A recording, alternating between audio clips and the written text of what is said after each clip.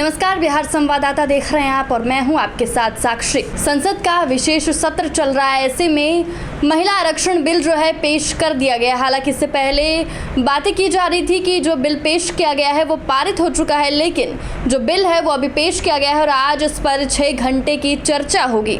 इसी कड़ी पे बात करने के लिए हमारे साथ आरजेडी प्रवक्ता एजाज अहमद है। तो क्या लगता है आपको, बिल तो पेश कर दिया गया है लोकसभा में, तो क्या पारित भी हो जाएगा? देखिए, सबसे बड़ी बात यह है कि महिलाओं के सम्मान के मामले में महिलाओं के जिस तरह का दुर्व्यवहार हो रहा था और उसमें भारतीय जनता पार्टी के नेता संलिप्त रहे हैं, उनको बचाने के लिए आपने देखा होगा महिला खिलाड़ियों की यौन शोषण के मामले में पूरे देश में आंदोलन हुआ। पूरे सरकार के लोग कहीं ना कहीं ब्रजभूषण शरण सिंह को बचाने के अभियान में लग गए और उन लोगों ने जिस तरह से ब्रजभूषण सिंह के पक्ष में खड़े होकर के भारतीय जनता पार्टी के लोगों ने स्पष्ट कर दिया कि उनका महिलाओं के प्रति कोई सम्मान का भाव नहीं है, महिलाओं के प्रति कोई उनकी सोच नहीं है। और महिला खिलाड़ियों के साथ जिस तरह का व्यवहार हुआ, जिस तरह से यौनाचार की घटनाएं हुई, उसके बावजूद भी भाजपा नेताओं के द्वारा उनके समर्थन में खड़े होना, इससे उनकी भद्द पिट रही थी।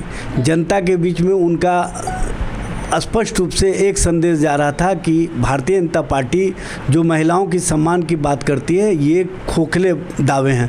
इनका स्पष्ट रूप से महिलाओं के सम्मान के प्रति कोई भाव नहीं है।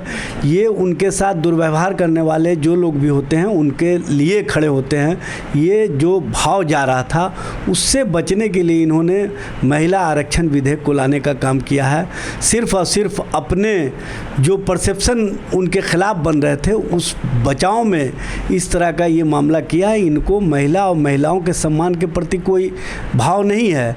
आप स्पष्ट रूप से देख लीजिए, इन्होंने जो बिल लाया है ये 2029 में लागू होगा। तो भाई इतना पहले आप क्यों लाए हैं?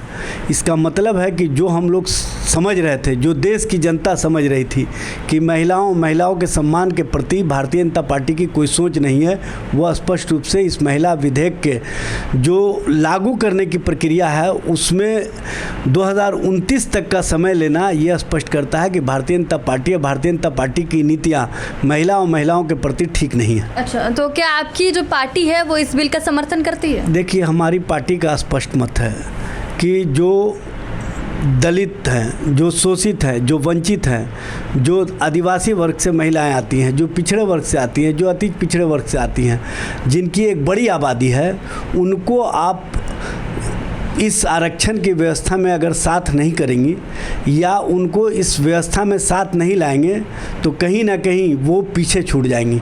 और जो बड़ी आबादी जब पीछे छूट जाएगी तो आप महिलाओं के उत्थान की जो सोच की बात करते हैं या महिलाओं के सम्मान की सोच की बात करते हैं वो कहीं ना कहीं छूट जाएगा। इसलिए हमारी पार्टी का स्पष्ट मत है। हमारे राष्ट्रीय अध्यक्ष श्री लालू प्रसाद जी शुरू से कहते आ रहे थे कि आरक्षण जो महिलाओं का व्यवस्था की जा रही है उसमें अलग से पिछड़े वर्ग, अति पिछड़े वर्ग, जो वंचित वर्ग हैं, SC ST के, उनको भी इस अभियान में शामिल किया जाए, उनके लिए अलग से आरक्षण की व्यवस्था की जाए।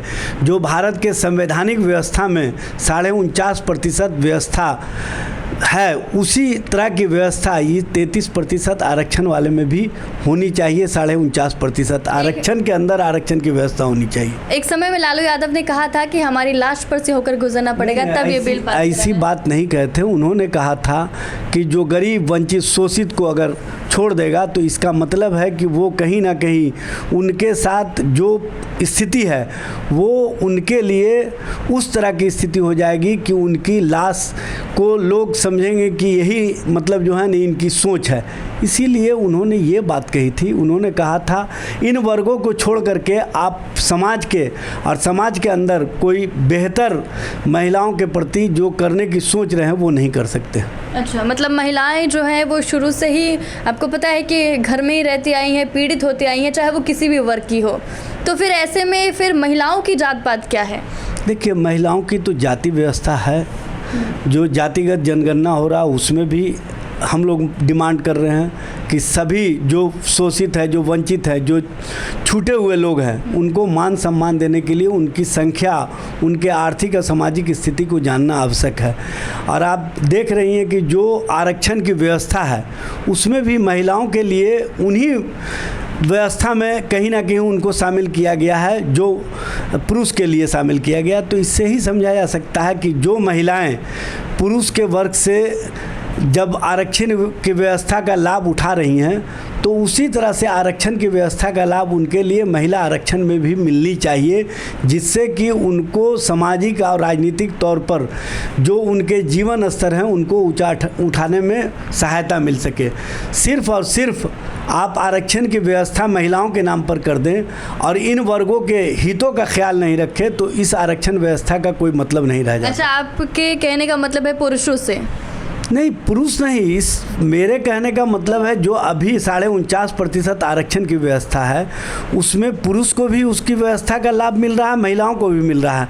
तो उसी तरह से जब आप कैटेगरीज अलग से कर रहे हैं महिलाओं का, तो उसमें भी आरक्षण की व्यवस्था उसी तरह से होनी चाहिए जो भारत के संवैधानिक व्यवस्था में 22.5% SC ST के लिए और 27% OBC और EBC के लिए है। उसी तरह की व्यवस्था जो आरक्षण की 33% की व्यवस्था कर रहे हैं उसमें भी की जाए, ताकि उनको सामाजिक और राजनीतिक तौर पर ऊंचा और राजनीतिक तौर पर उनको भागीदारी मिलने में सहायता मिल सके। अच्छा, तो महिलाओं को अगर आरक्षण की बात करते हैं तो महिलाएं तो बराबर ही होगी, सारी महिलाएं, इसमें जाति कहाँ से आ गया है? नहीं, महिलाओं के अंदर जो गरीब हैं, जो पिछड़े हैं, जो वंचित हैं, जो शोषित हैं, जो SC ST की हैं, जो OBC या EBC की हैं, वो तो जाति व्यवस्था में है कि नहीं है? इससे बिल्कुल है, लेकिन महिला मैं तो बोल रहा हूँ कि महिलाओं के आरक्षण से हमको कोई विभेद नहीं है। हमको है कि उन महिलाओं को भी आरक्षण की व्यवस्था में आरक्षण सुनिश्चित की जाए जो इन वर्गों से आती हैं, जो उपेक्षित हैं, जो शोषित है, जो वंचित है, जिनको कोई पूछ नहीं रहा है। उनको समाज के अंदर राजनीतिक और सामाजिक स्तर पर ऊंचा उठाने के लिए उनके लिए भी आरक्षण की व्यवस्था उसी तरह से हो जैसे आप अन्य तरह के मंडल कमीशन में आरक्षण की व्यवस्था किए हुए हैं, ताकि उनको सामाजिक और राजनीतिक स्तर पर अपनी पहचान और अपने पहचान के साथ आगे बढ़ने में सहायता मिल सके।